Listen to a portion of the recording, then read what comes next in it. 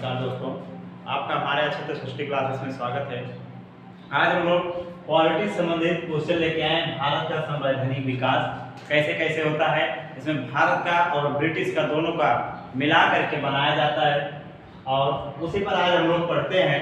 दोस्तों, अभी तक हमने जो वीडियो डाले हैं उसमें से अभी जो कल लेखपाल की परीक्षा हुई है उसमें हमारे ही वीडियो से कम 8 से 10 क्वेश्चन आए हैं, जो हमने कल पेपर को लेकर के और वीडियो के माध्यम से सबको मिलाया है। तो उसमें से 8 से 10 क्वेश्चन मिले हैं जो एसएसटी और हिंदी और साइंस से और करंट अफेयर्स को मिला करके क्वेश्चन डाले गए हैं। हम बार बार कहते हैं कि आप थोड़ी सी मेहनत करेंगे और वीडियो को पूरा देखेंगे तो आपका क्वेश्चन किसी भी परीक्षा में, चाहे छोटी परीक्षा हो या बड़ी परीक्षा हो, उसमें कोई भी प्रश्न बाहर नहीं जाएगा, जरूर मिलेगा। हम तो यह दावा नहीं कर सकते कि टोटल क्वेश्चन हमारे ही वीडियो से आए, लेकिन जहां तक है कि कम से कम क्वेश्चन हमारे से ज्यादा क्वेश्चन हमारे ही वीडियो से मिलेगा। तो आइए देखते हैं किस अधिनियम के तहत कलकत्ता सर्वोच्च न्यायालय की स्थापना का प्रावधान किया गया है। किस अधिनियम के तहत जो कलकत्ता में सर्वोच्च न्यायालय की स्थापना की गई थी उसका प्रावधान किया गया है। यह है रेगुलेटिंग एक्ट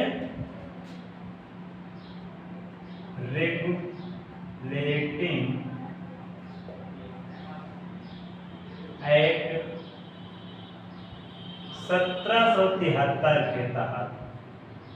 दोस्तों, 1773 के तहत इसका प्रावधान किया गया है। अगला है, किस अधिनियम के द्वारा ब्रिटिश संसद ने चाय और चीन के साथ व्यापार को छोड़कर ईस्ट इंडिया कंपनी के भारत के साथ व्यापारिक एकाधिकार को समाप्त कर दिया था। यह है 1813 का चार्टर अधिनियम। 1813 का चार्टर अधिनियम।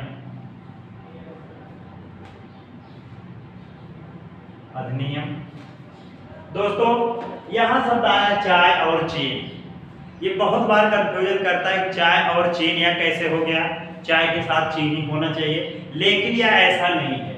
चाय के साथ, जैसे भारत में चाय की खेती होती है दार्जिलिंग असम में, और चीन है ही है, इसके साथ समझौता, एक व्यापारिक समझौता हुआ है, उस चीज को लेकर के चाय और चीन के साथ व्यापार के लिए यह दिया गया है। तो अगला है, किस अधिनियम में भारतवासियों को अपने देश में प्रशासन में कुछ हिस्सा लेना संभव बनाया। यह चार्टर एक्ट 1833 है। Charter act 1833 1833। किस अधिनियम के अंतर्गत भारतीय विधान परिषद को बजट पर बहस करने की शक्ति प्राप्त हुई है। यह किसमें है? भारतीय परिषद अधिनियम। भारतीय परिषद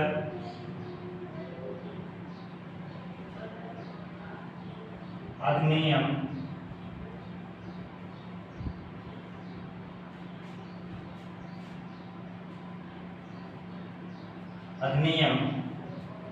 भारतीय परिषद अधिनियम 1892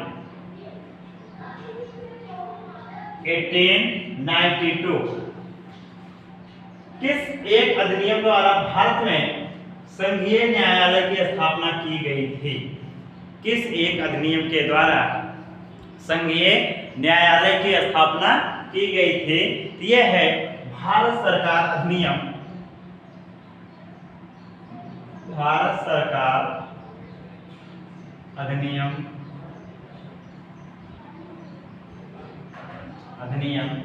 1937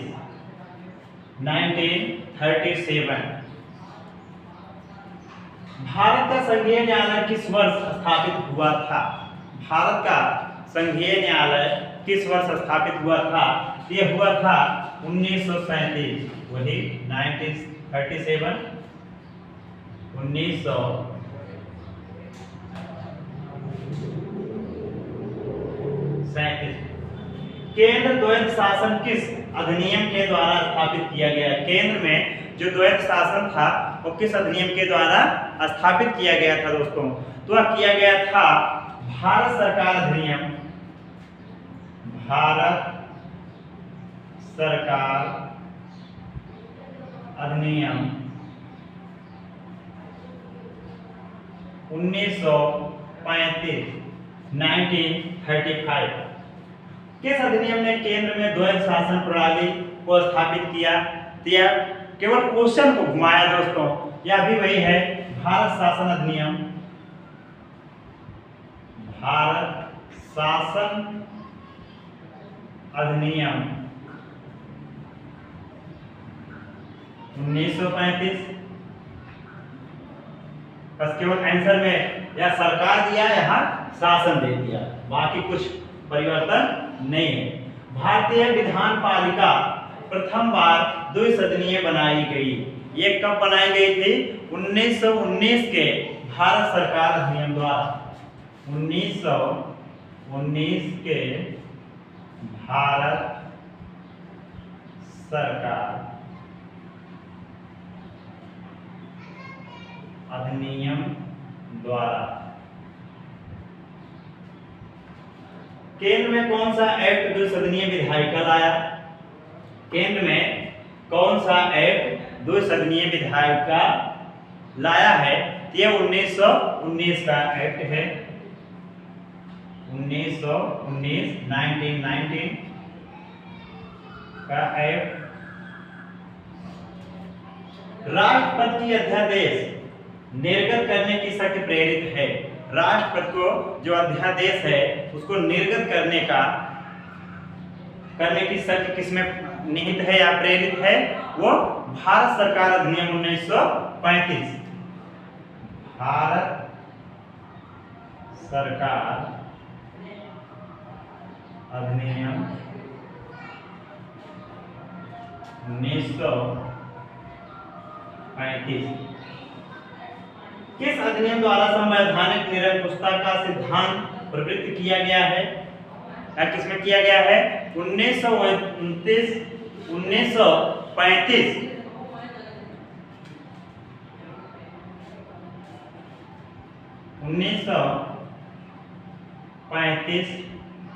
भारत सरकार अधिनियम।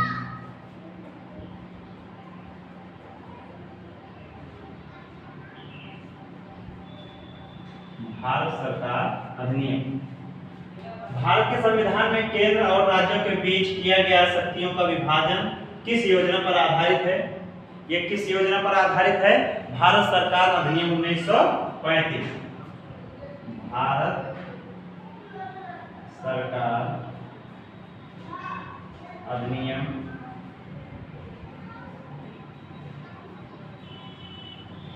1935। एक संघीय व्यवस्था और केंद्र में द्वैध शासन भारत में लागू किया गया था। ये कब किया गया था? 1935 के अधिनियम द्वारा। 1935 के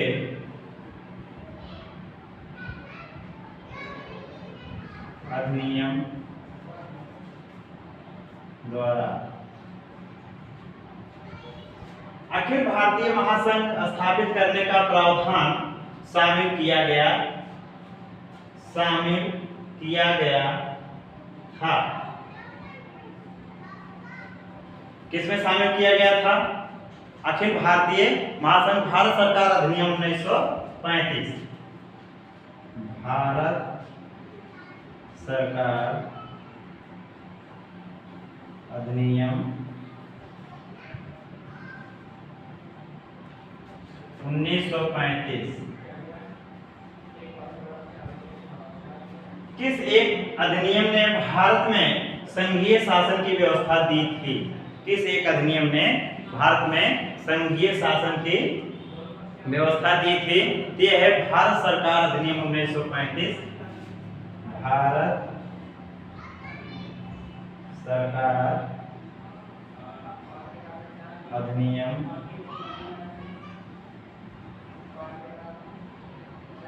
अधिनियम 1935। अगला है 1935 के अधिनियम द्वारा स्थापित संघ में अवशेष शक्तियां किसको दी गई है? जो बची हुई शक्तियां हैं 1935 के जो अधिनियम है उसको स्थापित किया गया और संघ में जो अवशेष शक्तियां जो बची हुई शक्तियां थी उसको किसको दी गई थी? तो ये गवर्नर जनरल को, गवर्नर जनरल को दी गई थी।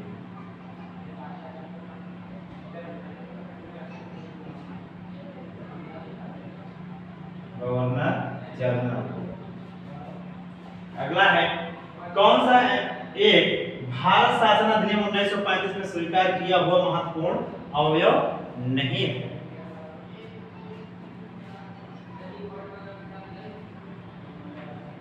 नहीं है, नहीं, कौन सा है? ये है दोस्तों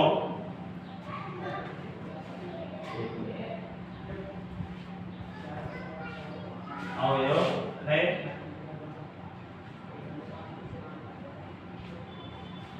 अवयव है ये है देश के लिए लिखित संविधान।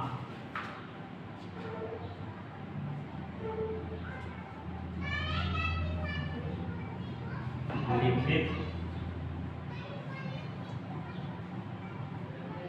संविधान देश के लिए लिखित संविधान। अगला है 1935 का गवर्नमेंट ऑफ इंडिया एक्ट क्यों महत्वपूर्ण है? 1935 का गवर्नमेंट ऑफ इंडिया क्यों महत्वपूर्ण है? यह भारतीय संविधान का मुख्य स्रोत है। यह भारतीय संविधान का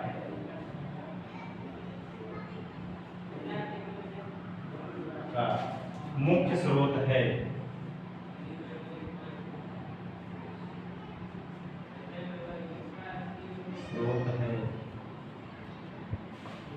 अगला है दोस्तों और लास्ट है किस अधिनियम के फलस्वरूप बर्मा भारत से अलग हुआ?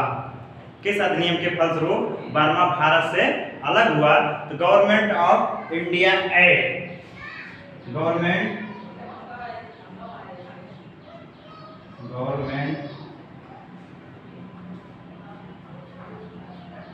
Of India act 1935। ये तो थे दोस्तों भारत का संवैधानिक विकास और पॉलिटी से संबंधित क्वेश्चन। थोड़ा सा आप मेहनत करेंगे तो क्वेश्चन को गलत नहीं होगा। थैंक यू दोस्तों, वीडियो को लाइक, सब्सक्राइब और शेयर जरूर करिएगा। धन्यवाद, जय हिंद।